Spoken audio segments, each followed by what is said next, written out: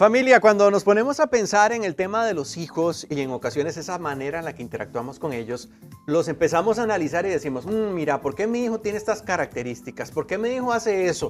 Y no nos damos cuenta que podría ser el reflejo de nosotros mismos como padres. ¡Ay, ay, ay! Este es el tema que traemos en la sobremesa para que usted también lo analice con nuestro experto invitado, el doctor Carazo, quien nos va a decir cuáles son esos elementos que influyen para que ellos tengan un cierto parecido a nosotros como papás. Bienvenido. Bienvenido. Muchísimas gracias. Famoso Leo Carazo, doctor. Todo bien, gracias. Gusto saludar. ¿Cómo vamos? Siempre le ponemos unos temillas, Sí, qué bueno, ¿verdad, Leo? Sí, la polémica sobre la mesa. La polémica es mi pasión, Leo. Sí, bueno, como vos lo mencionabas, definitivamente nuestros hijos son un reflejo tanto de nuestras fortalezas como de nuestras debilidades. Y creo que en ese punto nos pone a los padres en una línea de evaluación. Y lo comentábamos ahora detrás de cámaras un poco. ¿Qué pasa cuando le digo a mi hijo? Es que ustedes son adictos a las pantallas, a los celulares.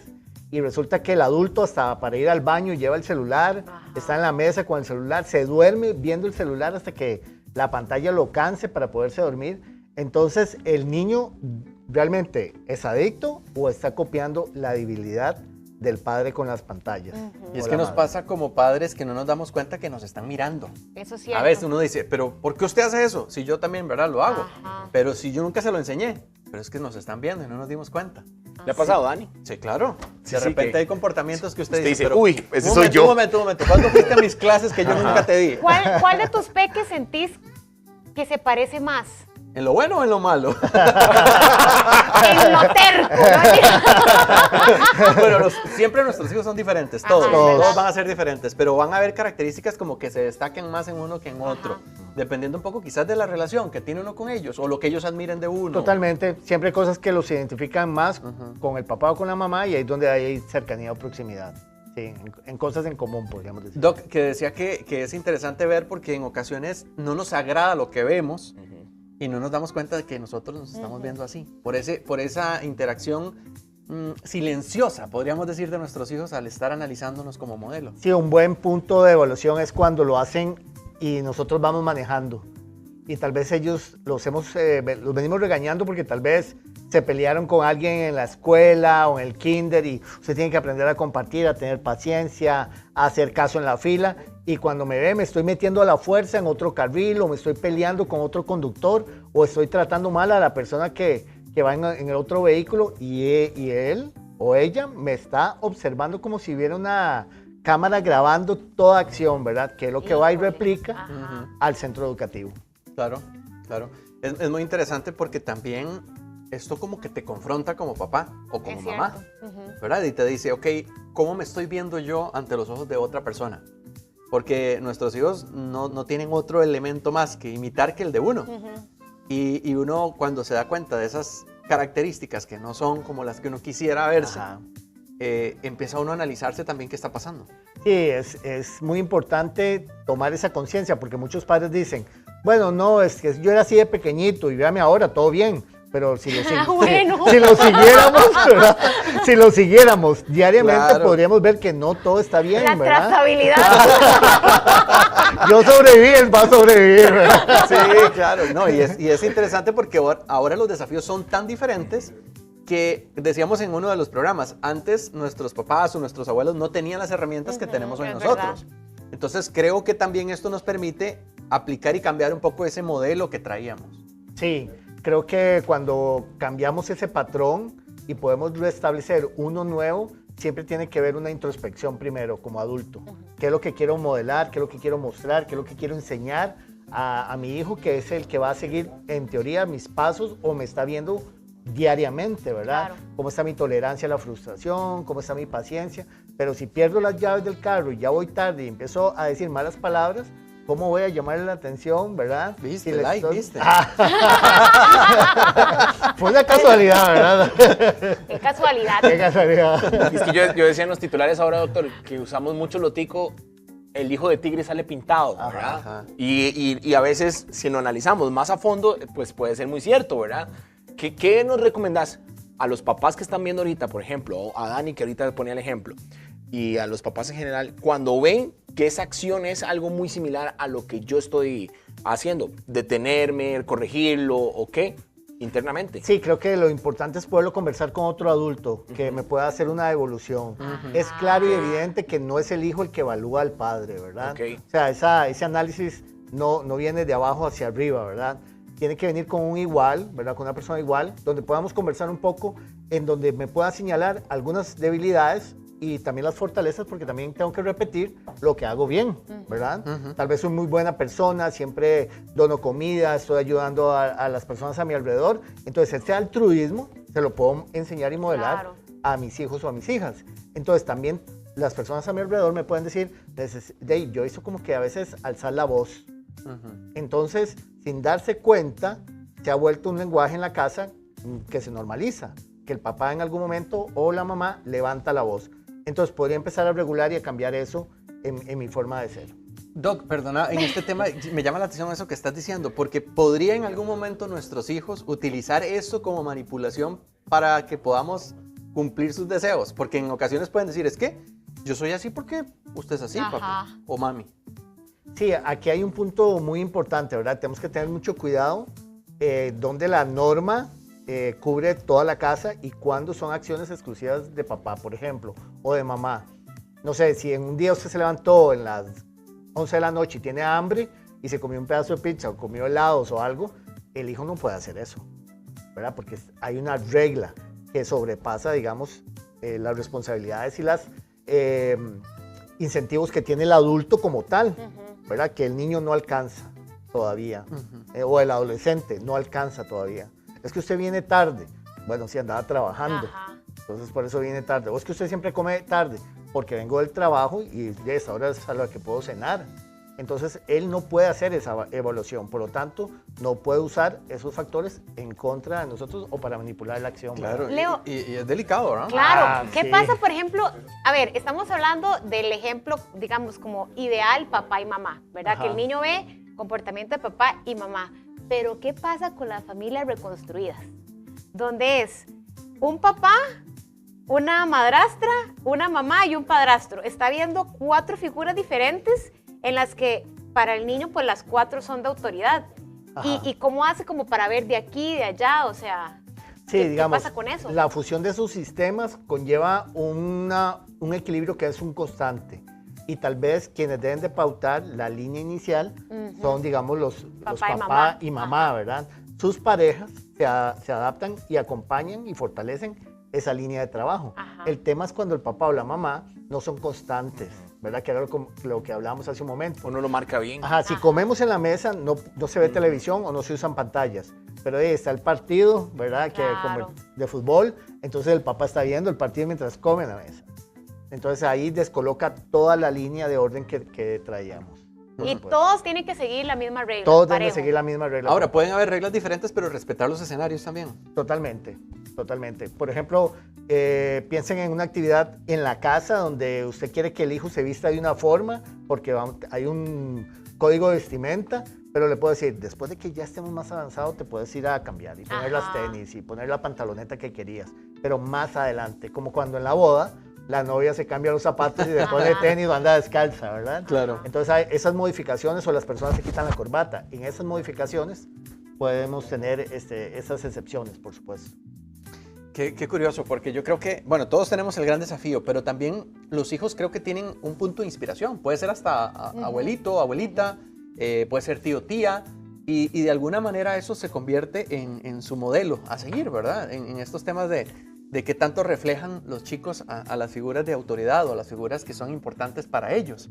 Y yo me ponía a pensar ahora que Lai ponía el ejemplo también, a partir de qué edad es que tiene tanta influencia un modelaje para la vida de un niño o una sí, niña. es verdad. Siempre.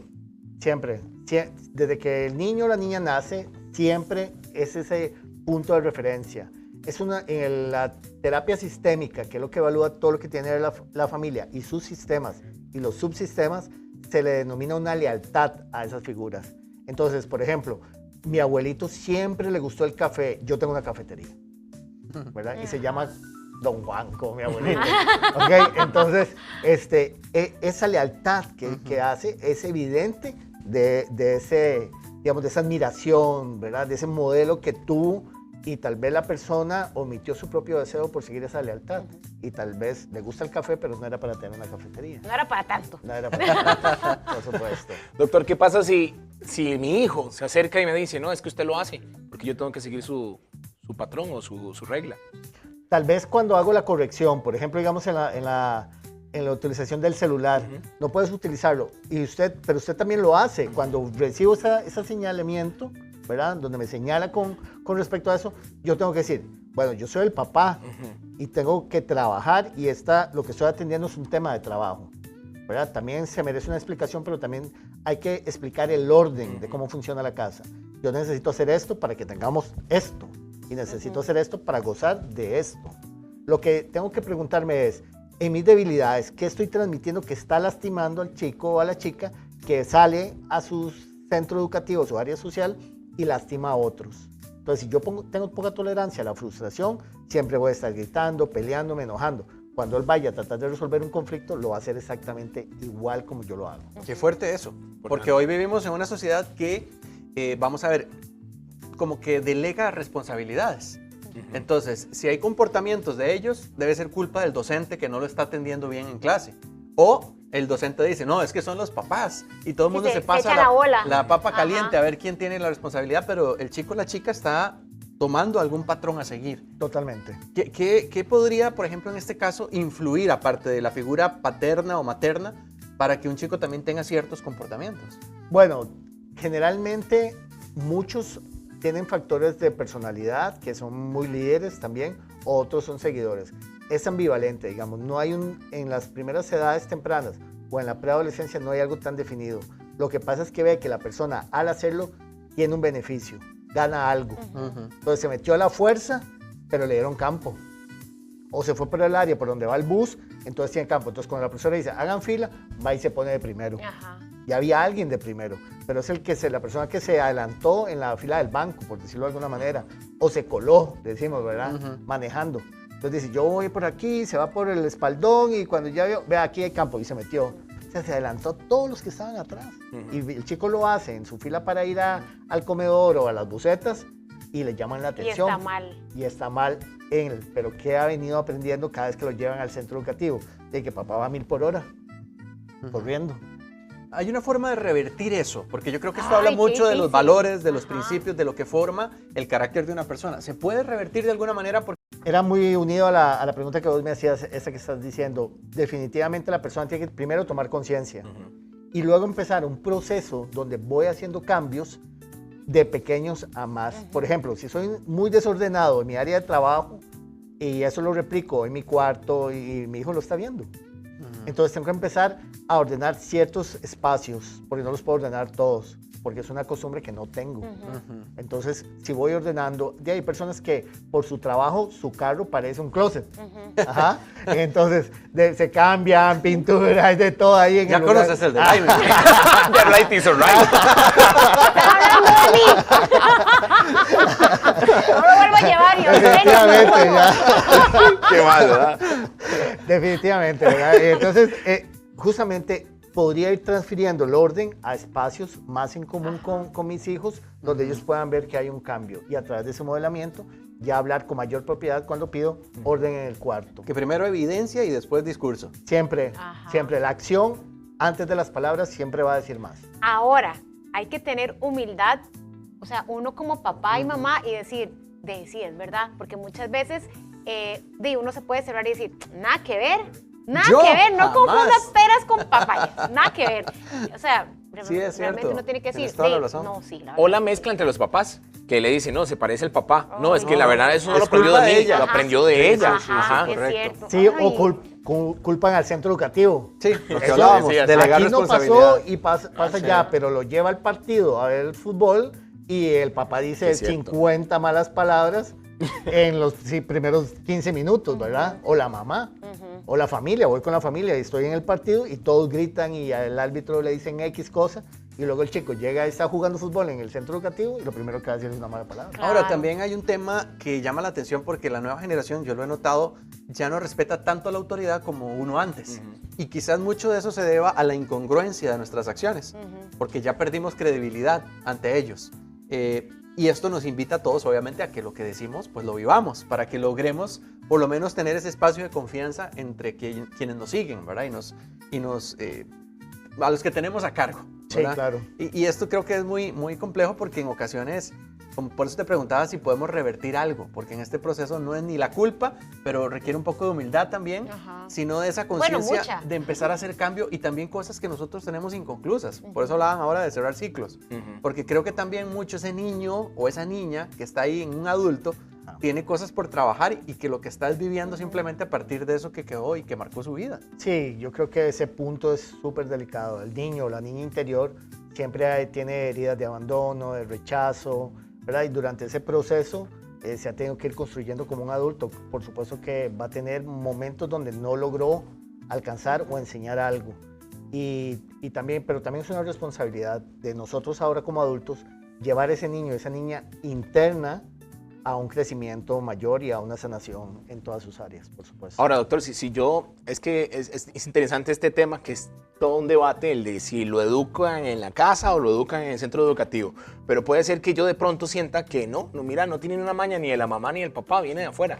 Como papá debo ser responsable de investigar qué es lo que está sucediendo también con mi hijo. Sí, definitivamente. Creo que es muy poco los casos, los hay, pero sí es importante que como padres sepamos quiénes son nuestros amigos. Con quién anda. Ajá, de hecho que recién estuve en una actividad de jóvenes adultos y todos los padres que llevaron a los jóvenes se bajaron de los carros para ver quiénes más estaban en el lugar. Qué adultos, ya se saludaban, era una interacción muy sana. Yo creo que el acompañar a nuestros hijos e hijas en la vida nunca se termina. Creo que es un proceso de siempre. Bueno, y qué importante también que esto sea un tema de conversación. Exacto. A veces, y yo creo que si tenemos la seguridad de nuestro rol, lo vamos a hacer sin que esto nos lleve a sentirnos iguales que nuestros hijos en temas de autoridad. Totalmente. Pero sí creo que es un espacio de conversación importante en Claro. casa que debemos tener. Que a veces en el corre-corre uno no se dedica a analizar estos temas. Aún yo invito a los que nos siguen también, y por eso me gusta siempre que las nuevas oportunidades están ahí, las podemos aprovechar para corregir, para mejorar, para sacar mejores versiones. Y tomar este espacio también para decir, bueno, perdón, me he equivocado.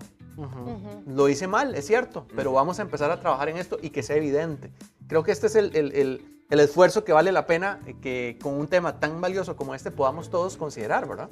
Sí, creo que la familia tiene que conciliar en ese punto. Totalmente de acuerdo.